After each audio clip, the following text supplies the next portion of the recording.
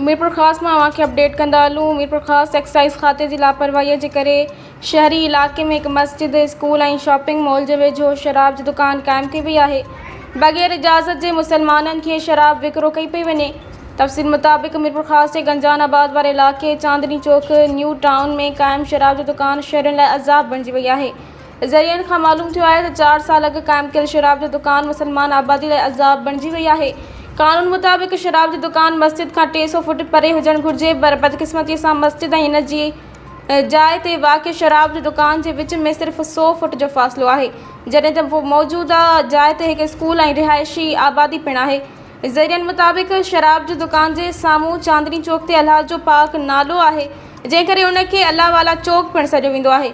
अफ़सोस जी ॻाल्हि आहे त मौलाई इन जो फ़ाइदो वठंदे कुझु क़दमनि जे फ़ासिले ते वाक़िअ इन शराब जी दुकान तां शराब ख़रीद कंदा आहिनि ऐं चांदनी चौक ते शराब पीअंदा आहिनि। इन सॼी सूरतहाल खां वाक़िफ़ हुजण बावजूदि एक्साइज़ डिपार्टमेंट न त हिन शराब जी दुकान खे बंदि करे थो ऐं न ई का क़ानूनी कार्रवाई करे थो। शहरियुनि एक्साइज़ डिपार्टमेंट खां क़ानूनी कार्रवाई ऐं उन्हनि शराब जी दुकाननि खे बंदि करण जो मुतालबो कयो आहे।